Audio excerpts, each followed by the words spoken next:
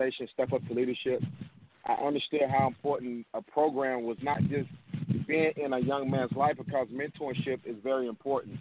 It's very serious, and especially in the black community. But I wanted to say that I didn't just want to create a program. I want an organization that can focus on the inner person. So building up character, focus on interpersonal skills and social and personal etiquette, because you can fix up the outside, but the inside still can be the same. So I realized I had to change more within myself and not just the outer appearance. And so my nonprofit, again, we focus on young boys from the age of 9 to 17 years old. And so what we do college readiness, business and trade, financial literacy. Let's go on and on. And started my own clothing line, Ark Inspire, which is a motivational apparel. And as long as with working on my second book right now and traveling around the world inspiring people. I just try to. I don't want to stay on it too long about it. No, that's okay. We love to hear about it and everything. But just tell us, how did you get so caught up in that? I mean, we hear stories about young kids getting caught up at a young age, and actually Dean works in the correction system up there in the New Jersey area. But just you yourself, how did you get caught up in that at such a young age? I mean, we hear stories of people having that kind of lifestyle of getting caught up in drugs at like 6, 7, 8. But then a lot of times that's just hard for people to put their mind around, because at that young age, for you to be like slinging dope and everything, a lot of folks just find that hard to fathom and everything. So how did you get caught up in this, and what brought you into this at such a young age? I was birthed into it. You know, I was brought up in it. You know, my mom she was a heroin addict back in the day. She was a heroin addict. My father was a heroin addict. My brothers I'm the baby boy out of 6, so I'm the 5th one. So I have older brothers who are 10, 12 years older than me. So in the early 80s, early 90s, the drug epidemic. So I had brothers who I looked up to. So I saw it was in the neighborhood, it was in the communities, and something that in many communities as we all around the world. You know, I often tell people that what we look at as wrong, it was right to so many other people. Survival instinct. You know, you can't tell a person you shouldn't go steal when their reason of stealing is to put food in their mouths or food on the table. Or, you know, you should go ahead and take for somebody, get a job. But some people don't have soft skills. Some people don't have interpersonal skills. Some people is not educated enough to get a job. A lot of people don't know how to fill an application out. But with me, it was more so of my environment. I watched it. I lived it. I grew up around it. And so I watched my father sell drugs. I watched my mom use drugs. I watched my brother sell drugs. I watched the violence, the shooting. And so the whole saying that become a product of your environment is true. And I became a product of my environment. And so I started doing the things that I saw. Wow.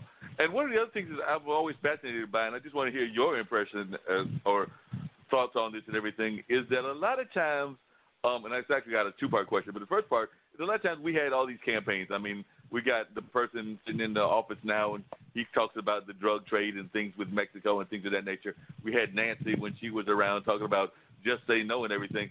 But as best I can tell, and you can tell me if I'm wrong because you were involved in the trade for a while, most of these, they're talking about stopping it, but you're not stopping it at the roots, because if you're going to stop it at the roots, then you'd have to stop, like, government involvement, because as best I can tell, I mean, I don't know that many brothers that own a Cessna plane or own some of these other planes that get the drugs from some of the other parts of the world into our parts of the world. So I was just wondering what your thoughts are when you hear about these people that are talking about, you know, stopping drugs and everything and stopping them from coming into the culture, when it seems to me that America just in general is rooted in the drug culture.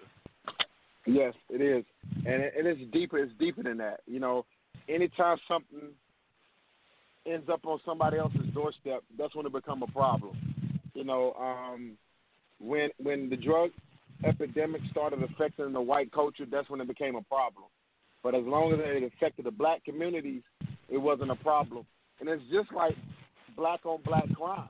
It's just like the Black Lives Matter. You know, we can protest, we can scream, but so many people don't understand. We don't take it serious until it gets close to our doorstep. and it's the same. Yes, it's to the root. It's deeper than it's coming. Like it's coming from a higher source. You know, it ain't just coming over. It's coming from a higher source.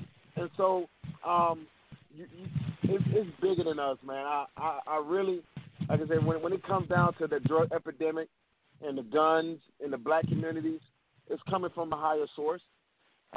We don't have the control. We are definitely consumers when it comes to that, and so that's a great That's a great subject too. Yeah, because one of the things that really fascinated me is, as I was just talking to Dean before you got on, I was talking about some of the things that we do every week about that I had been involved in just because I'm involved in the cultural world and everything here. And, of course, every once in a while, those brothers of us that have beards and mustaches and all that lovely hair stuff, it gets wild. So before I went out to the public and everything and, did my MC job, I had to go to my barber and get myself at least somewhat presentable. And when I went there was a young brother from Orlando.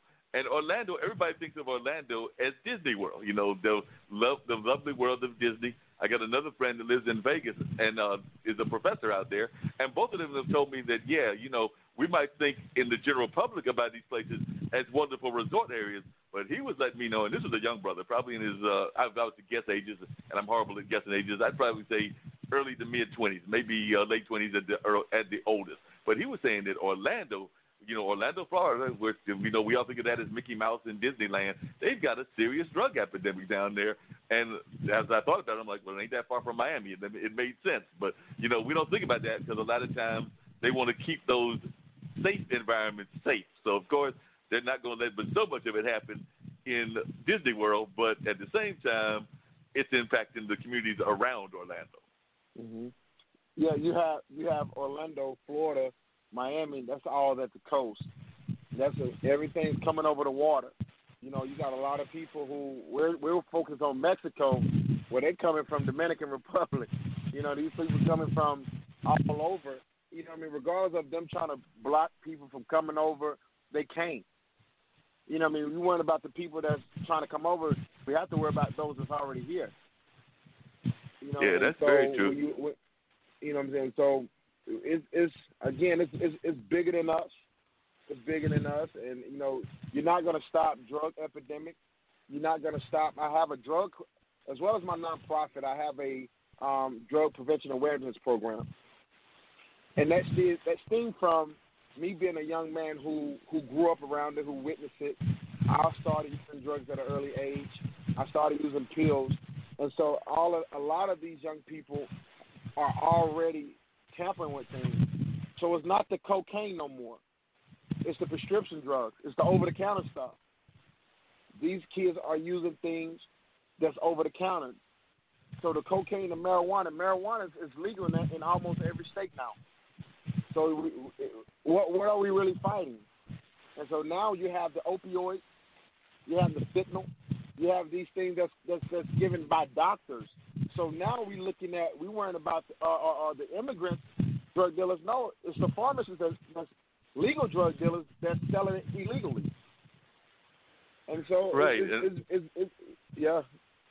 And part of that is that, and I think that's part of the reason that even with whether it's the Obamacare or some of the other things that have been put out there in the past, those are some very powerful lobbies. They're not trying to have but so much regulation. I mean, I work here in North Carolina, which is home of Glaxo Wellcome, one of the biggest pharmaceutical companies in the country and everything, and actually in the world. So, and there's other ones that are here in the Durham area because this is a Research Triangle Park area. So a lot of times, you're right, they're not going to be fighting but so much regulation because while they say they don't want people addicted to it, they also want to make their profit. Mhm. You don't want. They're gonna do anything that's in their power not to cut their own hands off. So yeah, that's something that we don't have no control over. Wow, you're absolutely right. And one of the other things I was just curious about, if you would just elaborate a little bit on it and everything, is tell us about these two books. So like I said, you mentioned the books, and I know you already published the first book and you're working on the second one. So was the first book just kind of like your life story, or what was that first book? Well, we're working on right now. I'm working on a series. Something that a lot of people make a mistake by doing is writing their first book and they telling their life. Then so once you do that, then what's next? A lot of people stuck. So my first book is Destined for Victory. It's 60 Days of Inspiration. So you have motivational quote and you have a motivational message. And the book helps you focus on the things that you need to tweak that you can fix on a day-to-day basis. And so it's very simplistic. I wrote it to where you can read it and be over with. You read one page a day. And it just helps you really pretty much adjust yourself like, okay, this is what I dealt with before, and I see this is what I can use to help me fix it. And it's on Amazon. It's on Books A Million. It's on Kindle, as well as people can order through our site and get an autographed copy. The next book will be finished around October this year, and that's called The Shift. So I'm really stuck in between two names with the book. So I'm liking the word shift or put something with drive. I mean, put it in drive. I don't really know yet, but that will be decided hopefully within the next month. But we will be done and finished with everything, and the book will be out by October. Same thing, same concept, but it's going to focus more on you making the shift to make things happen. Then my first book, actually, I already have the title to that one, which is Uneducated and Misunderstood. That's a book that is really talking about me as a child. When I grew up in a family, in a household, when everybody in my entire family, my father, my mother, every one of my siblings dropped out of high school. And so that talks about what we're facing with today. So many of us are witnessing what our young people are going through, but we misunderstand what they're really dealing with. And so even though I made a lot of poor decisions as a kid, my structure, my roots, my environment, if you would have visited, you would have understood, you would have had an answer to my actions. So the first book that I'm going to start talking about my life is Uneducated and Misunderstood. Well, and what are some of the reasons that you think so many of our youth are dropping out of school? Because, I mean, I know one of the things that a lot of the education system is not geared toward us. I mean, I work for a measurement company, Measurement Incorporated, which is a testing company, as well as some of the things I do in the cultural world. And I have seen some of the test items and some of the things of that nature that don't seem to be geared toward us. We know a lot of times there are not enough strong black male figures within the school system in terms of teachers and things of that nature. But just from your own experience, what were some of the things that you saw as a student that led you not to want to be that much involved in the school system and to drop out, and that you saw from your peers as well as your relatives? Well, I can say this. They're not teaching like they used to teach back in the days. And we had teachers who taught, who cared about education. And what I see now is that they're allowing kids now not to be taught because they're allowing devices, they're allowing the new world era of gadgets.